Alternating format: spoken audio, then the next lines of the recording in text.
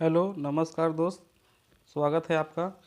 आज हम प्रश्नावली 1.2 का क्वेश्चन सॉल्व करेंगे। क्वेश्चन नंबर 5, 6, 7 आज सॉल्व करेंगे। इसके पहले जो क्वेश्चन सॉल्व कर दिए हैं वो प्ले लिस्ट में जाकर चेक कर सकते हैं आप।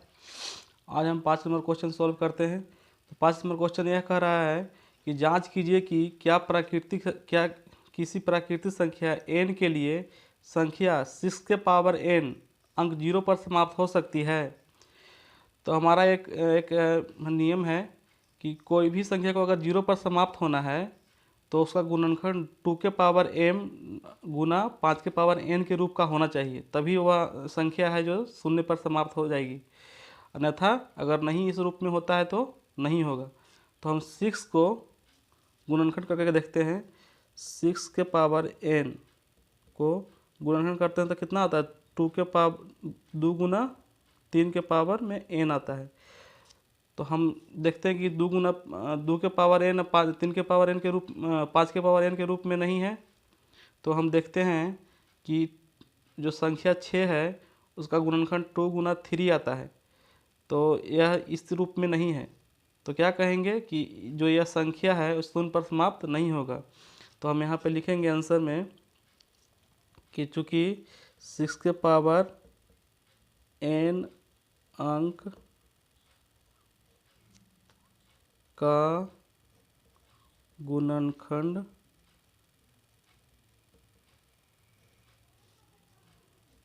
2 गुना 3 के पावर n होगा, जो 2 के पावर n 5 के पावर n के रूप में नहीं है।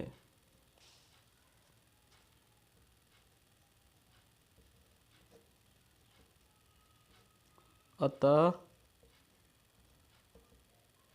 6 के पावर n अंक शून्य पर समाप्त नहीं हो सकती है।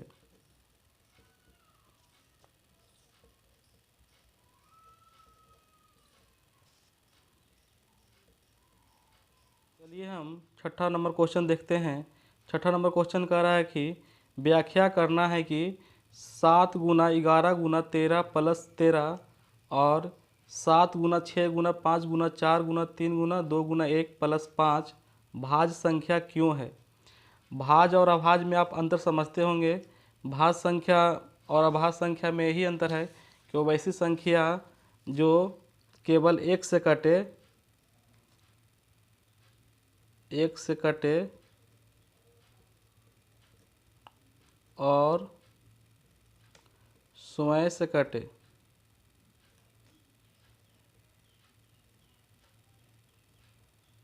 और वैसी संख्या को क्या कहेंगे? अभाज्य संख्या कहेंगे।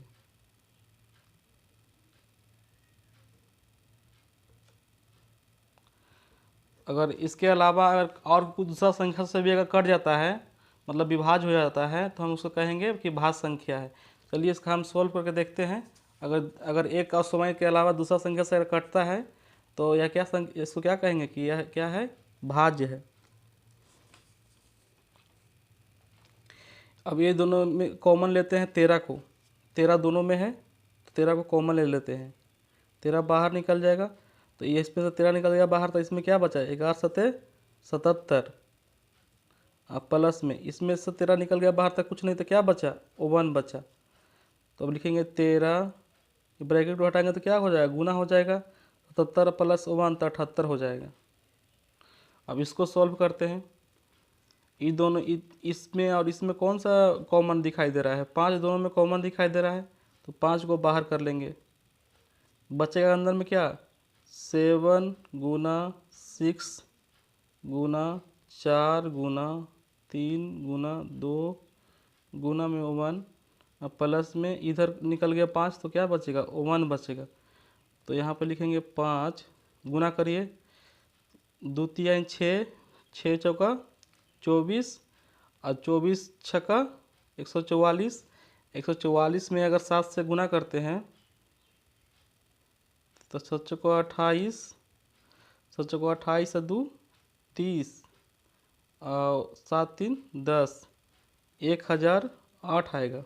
1008 प्लस में 1 होगा, लिखेंगे 5 गुना 1008 प्लस 1 तक कितना हो जाएगा, 1009 हो जाएगा। अब हम देखेंगे कि ये जो संख्या है 13 से भी कटेगा, अगर इसको गुना करते हैं तो ये संख्या 13 से भी कट जाएगा, 78 से भी कट जाएगा, कई संख्या से कट जाएगा। ये भी देखते हैं कि अगर इसको गुना आपस में कर देते हैं तो संख्या देखते हैं कि 5 से भी कट जाएगा और इसका फैक्टर जो है उससे भी कटेगा। तो क्या कहेंगे कि यह क्या है, भाज्य संख्या है। तो यहाँ पे लिखेंगे चूँकि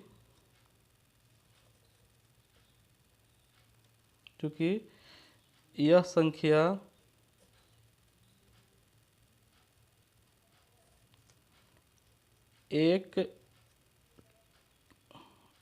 एक के अलावा दूसरी संख्या से भी विभाज्य है।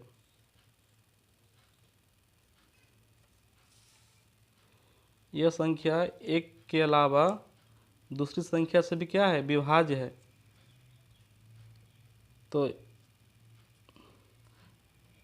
तो हम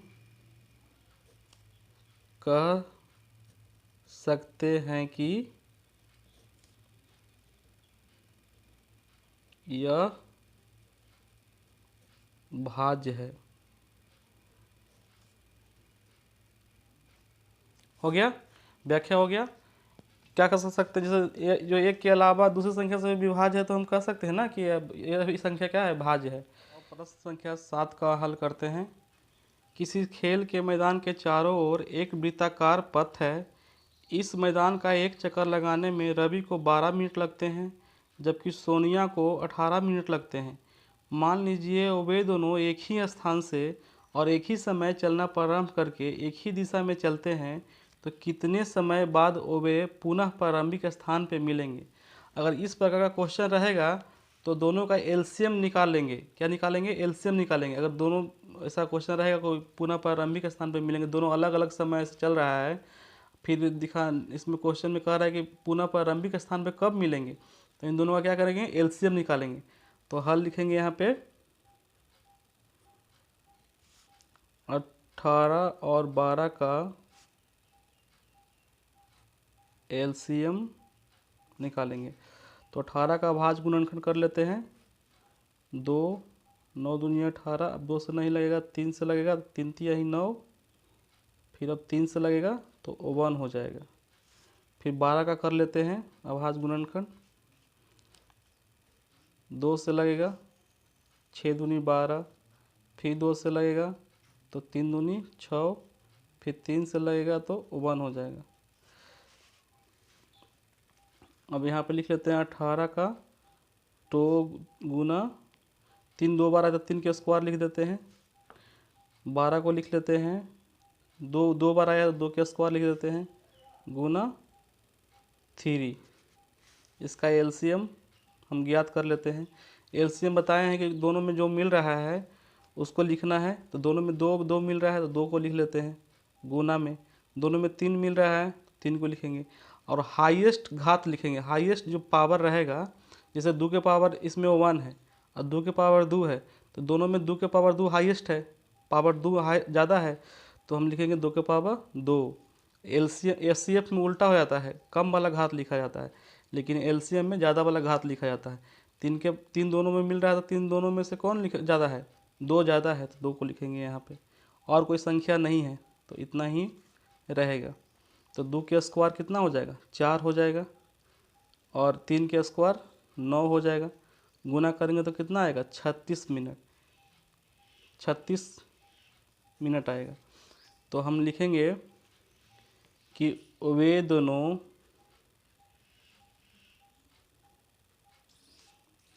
छत्तीस मिनट बाद पुनः आपस में